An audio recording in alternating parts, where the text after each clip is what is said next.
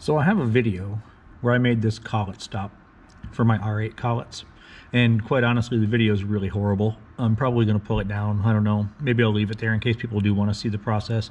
I was experimenting with some different techniques for camera placements and shooting, and it just came out all kinds of bad. So what I figured I'd do is actually go in depth here and talk about the how and the why. So I'm going to put this one aside for just a minute. This is what I made, and here's a traditional collet stop. There's a threaded end that fits in the back of these collets that you can thread them into. And what this does, for those who aren't aware, is it gives you a repeatable depth stop. So if you can see inside of there, we've got the end of the collet stop. Now you can adjust how far in that goes by loosening this nut and driving that further forward or more to the rear. And that way, when you have your material in the lathe and you have to do either repeat insertions and removals of that material or making a large number of the same part, this gives you a repeatable surface in the rear to register against. So that works great for something like this. You can see I have a very large diameter in here. Okay, but what I ran into is I needed to create a large number of very small parts, this part here, for a customer. Okay, in order to create that large number of parts in volume, I needed to have some way to repeatably reference something. Once it's this small, there's nothing to grab onto except this tiny barreled center here. Let me put this aside. Okay, here's a piece of the raw stock I started with. This is 303 stainless, by the way. So in a larger collet like this, no problem. If I have something large I want to put in there and register, this couldn't go very deep into the collet. So here's the actual collet I used, and I needed to set in just a small amount so I'd have material on the outside that I could, create my small part from. So I ran into a couple problems. The collets aren't this size all the way down, as you can see. There is a depth about to here that this bore diameter goes through, and then it opens up larger inside. With a collet stop like this, as you can see, it's larger than the hole in the collet. So this hits the back side of the collet in here, and I can't push up any further. So this works fine for larger material, but when you have something very, very small that you need to put in here, this is too big. And I didn't want to turn this down. This is a nice steel part. I wanted to keep that. So I'll keep this as is. So that led me to making this one. So what I made first was just this sleeve. Okay? And this was just made out of some scrap, some steel that I had lying around, and then threaded it to fit in the back of the regular 5C collets. Okay, now I can take this aluminum cylinder that I turned down to fit this diameter. The only thing that was critical on here dimension-wise, and this is mentioned in my video, is of course this thread interface here, and to be sure that the external diameter is no larger than the threads in the lathe.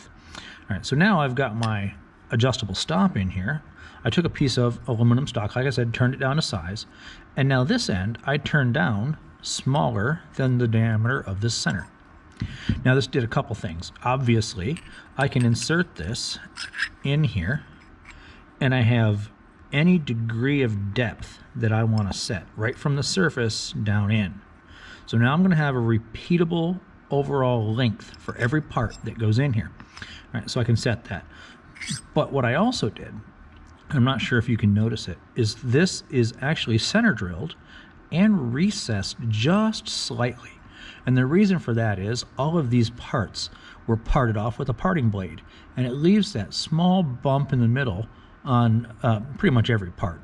I'm not using high-speed steel, it's a carbide blade, and it just tends to leave that little bitty bump right there. No matter how much I dial things in, one of the two pieces gets it. So if I were to use a flat-faced collet stop, what this is going to do is it has the ability to pivot around there and not necessarily sit true when it's in the collet. So I machined in a flat surface and a recess so that when this is in here, it's turned down to that smaller diameter, by the way, before it goes in here. But when this is in here, if there is a bump in there, it has a recess to set in to give me a flat surface, so now there's no spin. I don't have a pivot point in here.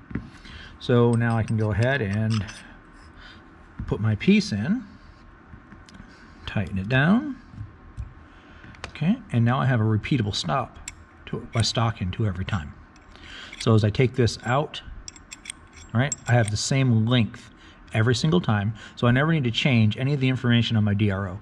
So when I'm turning these down, what I'm able to do is take the piece out, put a new piece in, clamp in the collet stop, and then just turn this down to the right diameter. So very, very quickly, I can just pop this out, put the next one in, turn the diameter down, pop this out, put the next one in, turn the diameter down, etc. So I do these in batch. 50 an hour, I think, is what I was cranking out, turning down the diameters on these. So then I'd flip it over, dial in the smaller diameter size, because I still have this center that I've turned down, set to that depth, and now I can dial in this end. So I basically was able to cut this end and this end extremely quickly, but with a high degree of accuracy. All the surfaces on here are very critical dimensions. This depth here has to be a very specific height on this center ring. It's a very specific diameter. The length of each threaded portion is extremely specific, even down to specifying the last 3/4 of a millimeter on here with some very specific requirements from the user. So what I had to do really was build something that allowed me to do this in volume. You know, to get accuracy like this isn't necessarily challenging, it's time consuming. It's attention to detail.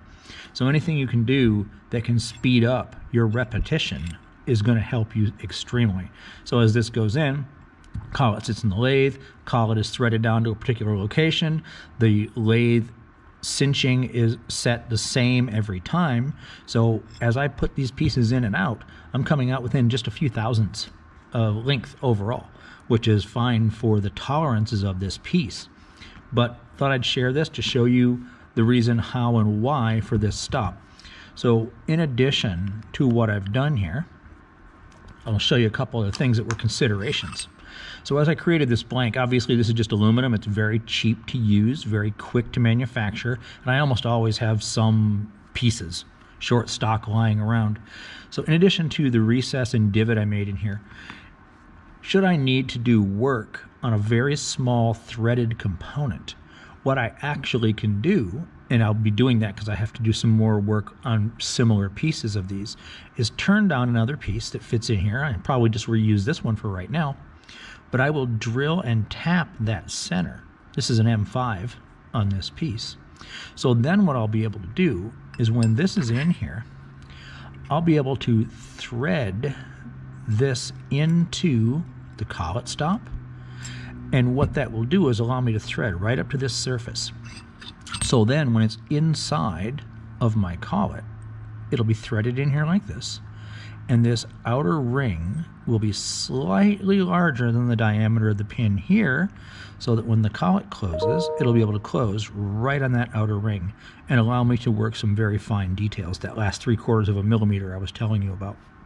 So the versatility of this compared to the static nature of this really drove me to build my own collet stop. You know, again, I can set them to any distance. I can make them very quickly, very job specific. This one, when it's finalized, will actually be for this customer's part, and it goes in the drawer. And I keep sample parts, notes, any tooling that I made for a customer in customer specific locations. So when they want more, I can pull them out and you know, replicate the work very, very quickly. So this is just a quick overview of that horrible video that I made. I hope you like it. The video is still there. If you want to go look at it, it's long and boring and horribly made. But go check it out. It goes over the manufacturing process that I did with this piece primarily. A lot of lathe work, a little bit of mill work. So go take a look at it. Hopefully you can get something out of it. But really, this is the how and why of everything. So thank you.